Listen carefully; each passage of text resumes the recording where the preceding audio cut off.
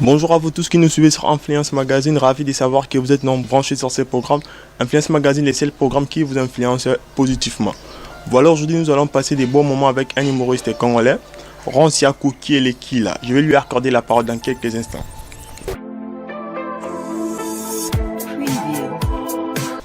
Bienvenue sur Influence Magazine, Ronsiakou Kielekila. Si, mais bon, en tout cas, Kielekila, c'est pas mon nom. Je sais que c'est difficile à prononcer, mais c'est Kielekila. Voilà, Kielekila. Maintenant ça va? Toujours confiné? Toujours confiné, rien à faire, on n'a pas le choix, on suit les instructions du gouvernement. On espère que cela va se rétablir assez rapidement. Mais on n'a pas le choix pour l'instant, on reste confiné et on bosse à distance. Voilà, est-ce qu'on peut avoir l'idée de ce qui a été les activités des Ronsiakou Kielekila avant l'arrivée de Covid-19? Il y avait plein de trucs, il y avait des trucs qui devaient arriver. Mon comédie club qui est en préparation. Et l'espace qui allait permettre aux jeunes humoristes comme moi de s'exprimer. Il y avait l'école d'humour que je suis en train de préparer. Des ateliers, des formations pour former des artistes et donner la chance à tous ceux qui ont le talent d'humour et qui veulent professionnaliser la chose. Et puis il y avait le nouveau concept Koukiel et ses petits, donc je voulais faire un spectacle avec les enfants. Il y avait le 10 ans de carrière de Ronsiakou Kiel qui devait se faire au mois d'août, mais tout a été arrêté. Puis bien évidemment l'invitation de Jamel au Marrakech du Rire qu'on n'a pas pu avoir, on devait voyager. Mais après le Covid-19, vous ne pensez pas relancer tous ces projets? Après tu sais, les événements c'est la préparation, les événements c'est des demandes, les événements c'est plein de choses. Et ça va être un peu difficile puisque beaucoup ont reporté les événements. Marrakech est reporté pour l'année prochaine. Plein d'événements sont reportés pour les années prochaines. Après, c'est des très gros projets qui demandent beaucoup plus de préparation. Et vu cette économie qui est en train de chuter en ce moment, que ce soit dans les entreprises, que ce soit de manière gouvernementale, c'est compliqué d'organiser quelque chose en 2 mois par rapport aux dates que nous avions prévues. Voilà, merci. Maintenant, nous allons un peu essayer de parler sur l'évolution de l'humour en RDC. Ronsiakou Kiel, ça va? Ça va? Ronsiakou Kiel, c'est qui un humoriste? Parce qu'on est en train de remarquer des jeunes gens, à celle qui a une vidéo, on a posté sur Instagram, comme bien un humoriste. Pour moi, c'est qui un humoriste? Un humoriste, c'est une personne qui traite des caractères de société de manière assez drôle. Donc après, on a tous ce talent, hein, je crois, mais seulement, je pense qu'il y a des gens qui ont le sens de l'humour. Tu sais, aujourd'hui avec l'avènement de l'internet, beaucoup de personnes font des vidéos qui deviennent virales. Par moment, c'est pas une personne qui est destinée à faire de l'humour, mais il fait quelque chose qui devient viral parce qu'il aurait traité peut-être un trait des sociétés qui marche très bien. Un humoriste, c'est une personne qui consacre sa vie pour faire rire. Différemment d'un comédien qui joue juste le rôle. Par exemple, Jackie Chan, c'est un comédien, mais c'est pas un humoriste. Et ceux qui font de vidéos sur Internet, sur Instagram, ils sont aussi des humoristes. C'est des humoristes Viner. Moi, je suis un humoriste stand-upper. Les stand-uppers, c'est des personnes qui font le live. Nous qui touchons les micros devant le public, qui faisons rire, nous faisons le live. Puis, il y a ceux-là qui sont des Viner, comme notre ami Richka. Voilà, merci. Alors, quelles sont les difficultés que rencontrent les jeunes humoristes comme vous? Par exemple, dans votre carrière, quelles sont les difficultés au Koutanana? Par exemple, nous sommes dans un pays où il n'y a pas de salle de spectacle. On va en parler sur cette émission. Tout à fait. Donc justement, c'est déjà ça le plus grand problème. On a des sponsors qui ne comprennent pas encore la valeur de l'humour. Et on va aussi rajouter ce côté où il n'y a pas un fonds de financement qui accompagne ce que nous sommes en train de faire. Et un ministère de la Culture qui n'existe pas. Voilà. Voilà, merci pour ta réaction. Est-ce qu'on peut vivre de l'humour en RDC? Jeune humoriste, peut parler, Karabali, tout ça, avec de l'humour.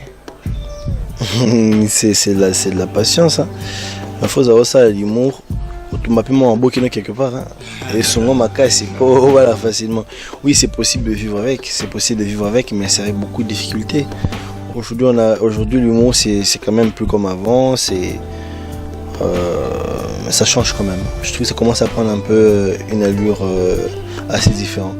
Il y a possibilité de vivre de ce métier, il y a possibilité de de se marier avec ce métier, il y a possibilité d'avoir des enfants et de les scolariser. Tout est question de patience et de travail. Après, avec ce vent qui commence à venir, vous allez remarquer aujourd'hui sur Internet, il y a beaucoup d'humoristes qui commencent à naître et tout.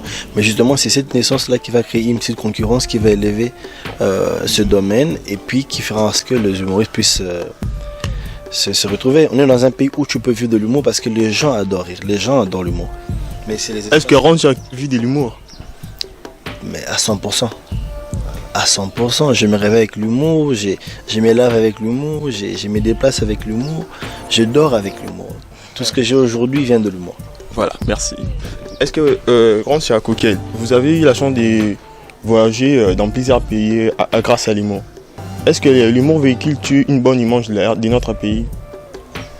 Aujourd'hui, je pense même qu'il faut arrêter d'investir dans l'agronomie, dans l'agriculture. Il faut investir dans l'art. Tout ce qu'on vit aujourd'hui, c'est de l'art. Tu vois, tout ce qu'on vit aujourd'hui, c'est de l'art. On n'en parle peut-être pas trop, mais j'ai reçu plusieurs trophées de meilleurs humoristes africains. Que ce soit sur l'échelle internationale que locale. Mais on est tellement acculturés que les gens n'en parlent pas, que les gens ne mettent pas un accent sur ça. Le Nigeria aujourd'hui devient de plus en plus puissant grâce à leurs films nigériens. Quand on parle nigérien, on ne voit même pas l'agriculture, on voit les films nigériens. Les Chinois ont leur Jackie Chan qui a bien vendu l'image. On dit Chinois en tout Mickey, mais Babeta Makassi. Si on a notre SOB. Oui, on a notre SOB, on a notre Fisson Saï. C'est pas grave, ils font des trucs qui sont très bien, c'est des comédiens que j'adore, mais ils sont limités quelque part. Alors, on parle de l'international. On parle de l'international. Qu'est-ce qui vend le pays? Voilà, une question par rapport à ça. Qu'est-ce qui fait qu'on ne puisse pas avoir accès des Congolais sur les scènes internationales? Accès des humoristes congolais. On remarque la présence de plus de 4 Ivoiriens. Ils sont là, qui font des choses bien. Il y a Dolino qui est au Canada, que j'ai rencontré à Abidjan. Il y a moi, il y a Félix Kisabaka, il y a Abel Boala, qui a d'ailleurs fait le Marrakech du Rire, qui est la première Congolaise à faire le Marrakech du Rire. Il y a les Nyota, les Daniela Bongongo, il y a des humoristes qui font, il y a les Toumao. Il y a Rock Bodo, il y a des humoristes qui font des trucs bien, seulement on n'en parle pas et on ne le sait pas, on n'est pas informé. Tu crois que c'est un problème interne? Non, comme je le dis, c'est juste des acculturés. Dans ces pays, il n'y a pas des hommes de culture.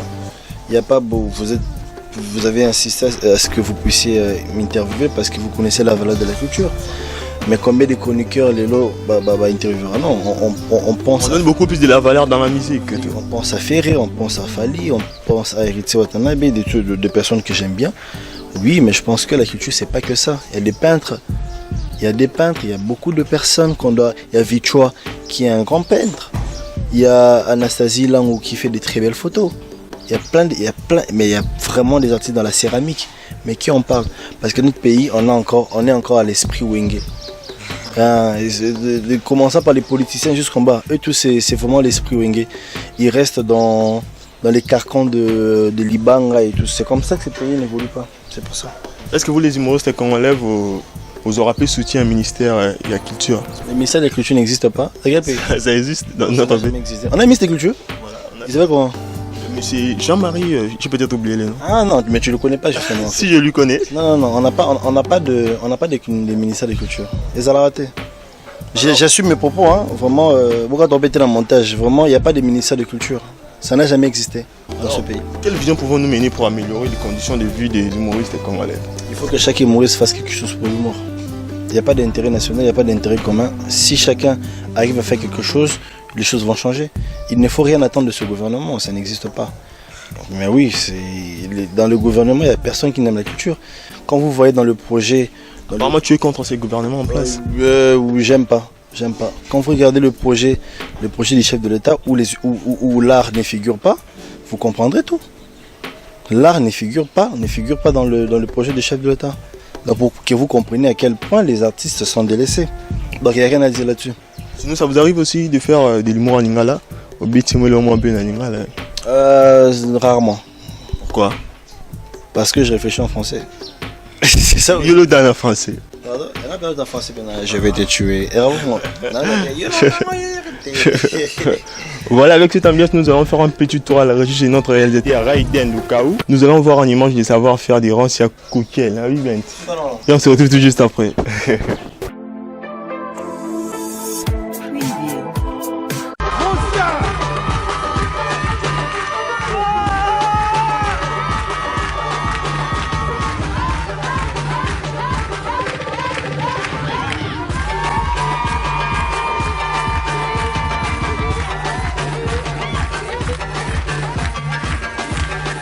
Merci, bonsoir Marrakech, ça va bien? Sérieux, je suis très heureux d'être là, mesdames, messieurs. Je m'appelle Ron Sekoukeluki, là, je viens de Kinshasa. Je suis l'humoriste le plus... Oui, c'est bon, c'est moi. Voilà. Je suis très heureux d'être là, mesdames, messieurs. Je suis l'humoriste le plus heureux ce soir parce que j'ai reçu un appel 2 heures passées où on m'appelait pour me dire que je vais être papa. Voilà.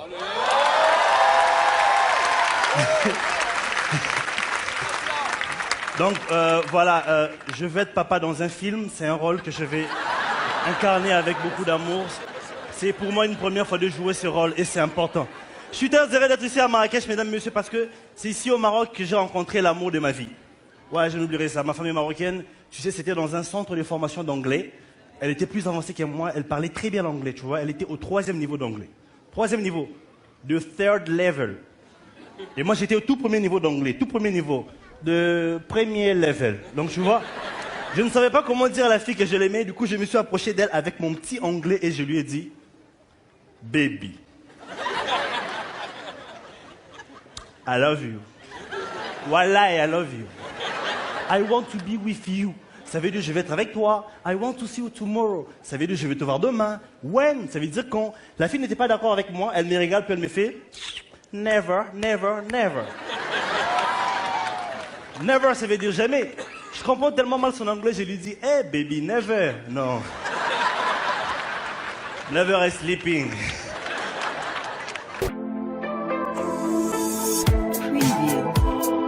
Voilà, de retour sur ces plateaux-là, vous venez de voir les savoir-faire de notre meilleur humoriste congolais, Ron Sekoukel. Ron Sekoukel, nous allons un peu parler de ta carrière. À quelle année tu avais compris que tu es appelé pour faire de l'humour? C'était en 2008. En 2008, je faisais des scènes. En fait, je n'ai pas seulement été humoriste, j'ai été danseur aussi. Non, c'est meilleur mon kit. J'étais danseur et si on revoit les images de la mort de Michael Jackson, les hommages qui ont été faits ici à Kinshasa, chez Zakaria Baba, si vous comprendrez que j'ai été peut-être parmi les meilleurs humoristes, les meilleurs danseurs. Donc tu as commencé la danse avant l'humour? Ben oui, j'ai commencé avant, puis je me suis découvert maintenant à l'humour après. Parce que tu sais, quand tu veux briller, tu mélanges un peu plusieurs choses en même temps. Ce qui fait que tu es dans la danse, le mannequinat, tu es dans l'humour et tout. Et puis après, je me suis rendu compte qu'il fallait que je reste vraiment dans ça. Et aujourd'hui, ça m'a emmené où ça m'a emmené. Alors, quels sont les humoristes qui t'ont servi d'exemple de ta carrière? Dauphin Boulamatadi, par exemple. Ouais, présentateur de B1 Show, qui m'a donné d'ailleurs envie de faire la télé. En dehors de la RDC? Gad Elmaleh et Jamel Debbouze, c'est tout. Ouais. D'où provient votre inspiration? De tous les jours de la vie quotidienne. Tu sais, il y a tellement de choses à dire de la vie quotidienne que je ne cherche pas très loin. Tu vois, par exemple, M. Franco Lamboma qui a dit qui faisait tellement de chansons qui faisaient parler le monde parce qu'il parlait des traits des sociétés. Donc par moment, on n'a pas besoin d'aller très loin, on reste juste dans la société et le quotidien nous inspire. Parle-nous un peu de ta participation au Parlement d'Irrière. C'était comment? Très belle expérience déjà, très belle expérience. Une expérience, je vais dire, vendeur pour moi. C'était jovial. Maman, c'est une personne qui me connaissait depuis longtemps.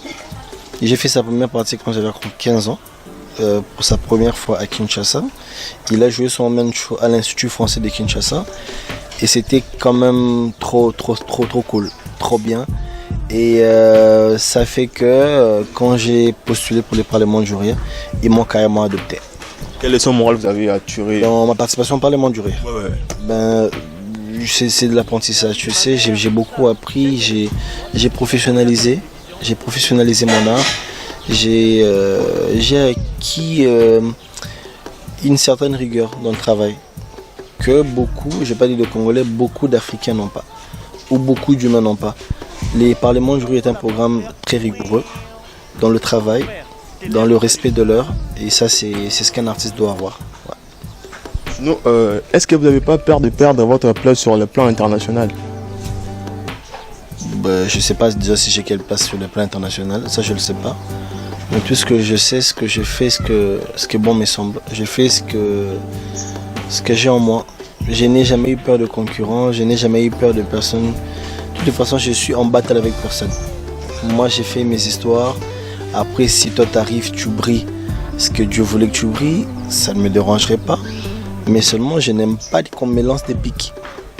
Quand on me cherche, on me trouve quand même. Sinon, aujourd'hui, quand tu regardes déjà tout ce que tu as déjà réalisé dans ta carrière, est-ce que tu t'attendais à ça, Banoko, s'attendre à que participer dans le Parlement des règles, dans le festival à mener des choses là? Moi, je savais que j'allais briller, mais pas de cette manière. Tout ce que je savais, c'est que j'allais réussir. C'était une évidence parce que je savais ce que je donnais en termes de travail, comment j'étais assez à fond dans mon travail. Après, Dieu m'a surpris, comme on le dit, le projet de l'homme et le projet de Dieu, c'est deux choses qui se diffèrent. Dieu a toujours de plus grands projets pour nous. Je savais que je serais un grand humoriste, mais pas dans cette lignée que Dieu m'a emmené, puisqu'il y a quand même de très belles choses qui arrivent. C'est quoi le secret de votre réussite? De beaucoup de noir à Ben écoute, moi j'ai tué mon père. Ouais, j'ai tué mon père, bientôt je vais tuer ma mère. Donc voilà quoi. Tu veux réussir, tu fais comme moi aussi. Ah, ou tout ce que de ça là, ouais. Tout ça là. C'est pas grave, c'est privé, non, sinon tout le monde va aimer. Ah, donc après ça, ça va. Alors, comment tu réagis lorsque tu es devant un humoriste congolais, avec ceux qui auront sérieux, salam, salabinti, to, oyibi ko salam salat? Ben je respecte, les remarques sont faites pour être prises. Après, on ne va pas faire rire toute la capitale, tout le monde. Non. Si je lui fais pas rire, peut-être parce qu'il aime pas ce que je fais, ce qui est tout à fait normal, on est dans un pays démocratique, ou carrément parce que il ne partage pas les mêmes types d'humour que moi. C'est normal, les gens ont un fan à Joël Barézo. Un fan à Joël Barézo. Te biso te ndetse nga bona uta nga na uta pena nga pena ba théâtre ba mutu ba binga ba sitoche na tala mponga mona grand sitoche dona nga fana ba réseau ndetse nga muyombe gauche ane meilleur comédien congolais nga na mingi soki yo olingano muyombe gauche te olingano jamais là problème non aya sko pour dire que nako ba pena mutu kenan na nga mutu te na nga muyombe gauche mutamta ba guna démocratie pe ngwana démocratie pe ngwana si tu dis que tu n'aimes pas Rouen, ça c'est ton problème. Problème. Merci. Bientôt nous allons prendre notre rubrique Fake or Real. Mais avant toute la rubrique, on a une aussi qui c'est moi fidèle abonné à Influence Magazine au Barotala à traiter au bazar confiné dans Dak. Moi, il m'a mouké na lingala. En tout cas, il m'a mouké na lingala encore. Alors, je vous propose cette vidéo qui parle de la tontine parce que c'est quand même quelque chose qui est actuel. Rions avec Influence Magazine sur la tontine. Sur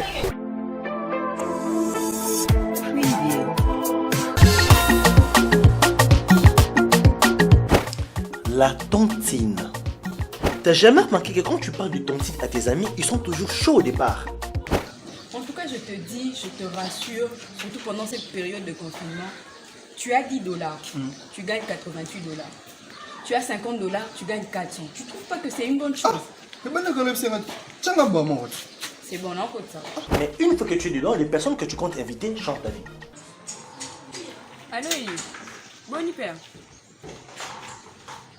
Ah, au fait, j'allais juste informer que Nature déjà n'a pas tontine.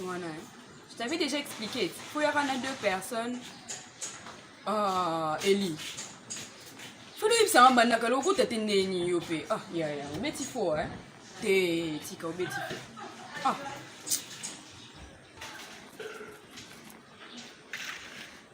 Allô.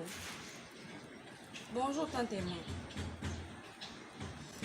J'ai dit, c'est comment pour la tontine? Ah. Moi maintenant j'étais déjà mis dans les groupes vraiment. Tante, moi je vais faire comment? Ah.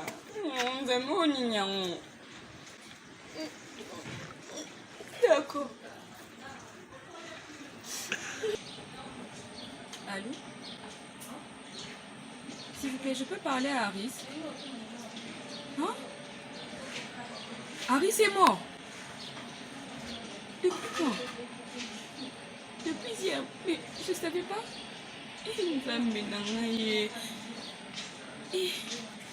J'ai dit, hein. La tontine vous intéresse? D'accord, c'est pas grave. Mes condoléances. Merci. Puis tu commences à avoir des idées bizarres qui se passent par la tête. Au côté.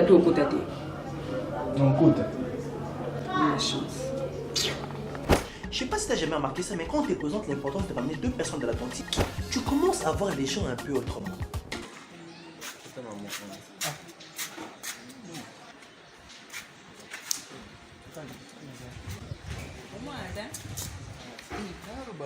Fala WhatsApp. Fala WhatsApp. Voilà.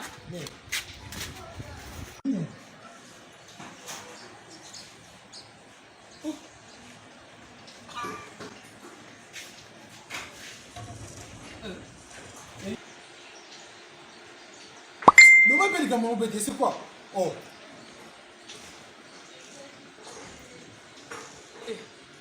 Eli!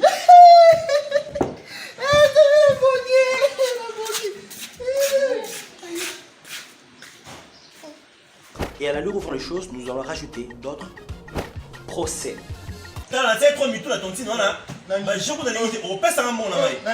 Objection, votre honneur. Votre honneur. Mon client ici présent n'a pas désinstallé WhatsApp.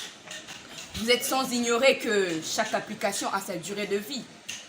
Et WhatsApp peut devenir obsolète. Mon client ici présent ne peut pas retirer son WhatsApp pour quelques poussières de francs congolais. Oui, mon client ici présent n'a nullement nié le fait que M. Massano avait misé 3 têtes pour la tontine. Objection, monsieur le juge. 4. On va attendre 5. Votre honneur, j'aimerais évoquer une règle de la tontine que peut-être plusieurs ignorent ici. Que lorsqu'il y a perte d'un téléphone, en tout cas, il y a perte d'argent. Waya! Waya! C'est ça. Calme-toi. La loi, c'est la loi. Ce qui fait que mon client ici présent, le 16 juin, avait perdu son téléphone. Je plaide non coupable. Dans la votre honneur. Mba soyez illégal. Hein? Je vais mettre le feu. Je vais mettre le feu. Nous sommes au bureau. Monsieur le juge, avant de commencer, j'aimerais d'abord éclairer l'opinion, parce que je suis un intellectuel, ça il faut le dire. Ok. L'opinion, excusez-moi, le camp adverse vient d'évoquer la date du 16 juin. Ok, monsieur? J'aimerais poser une question au prévenu, Jamel Tabou. Monsieur Jamel Tabou, vous avez perdu votre téléphone le 16. Je n'en dis qu'on ne vient pas. Mais hier, à 15h, hier c'était le 16. Hier, vous avez publié une photo sur Instagram. Monsieur le juge, une photo sur Instagram qui a fait ça. Excusez-moi, monsieur le juge, je voulais juste appuyer mes propos. Mais, monsieur Jamel Tabou, hier, vous avez publié une photo. Mais et puis aujourd'hui, vous nous dites que non, vous avez perdu votre téléphone. Comment ça s'est fait? Comment ça s'est fait? Il y a un grand juriste qui dit Yiba Nombo ma pays, mais Kosimba ya tontine té. Bien sûr qu'il existe une règle qui dit que non, si vous perdez votre téléphone, l'argent des tontines va se perdre. Oui, je n'en disconviens pas. Mais on est face à un cas exceptionnel. On parle de 4 têtes. Et 5. Merci. Non, merci. Ah ouais, 6 têtes. Monsieur le juge, alors, moi j'aimerais savoir comment le prévenu prétend avoir perdu son téléphone hier alors qu'il avait publié une photo sur Instagram le même hier. Oh, mais comment il y a un groupe qui a eu un téléphone? Le groupe, il y a un contrat. Est-ce qu'il y a un problème? Oh. Monsieur le juge, vous-même vous avez écouté ces propos. Je n'en dirai plus. Dans la zone, ça, le groupe, hein? Dans la masse, c'est illégal, hein? Papa, qui n'est pas monsieur WhatsApp? Là, non, on va pas monsieur WhatsApp. On va régler ça.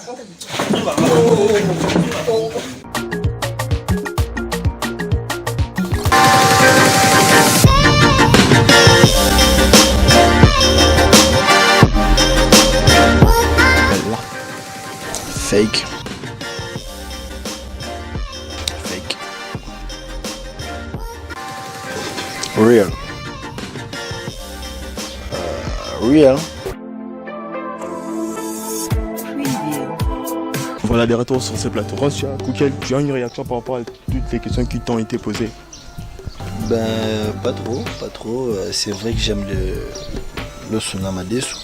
Bien que c'est pas vraiment ça le dernier plat de que j'aime parce que j'aime bien Fumboa, c'est ma caille pour mon pansi. C'est Badia Semoul et Moto. Est-ce que tu sais préparer?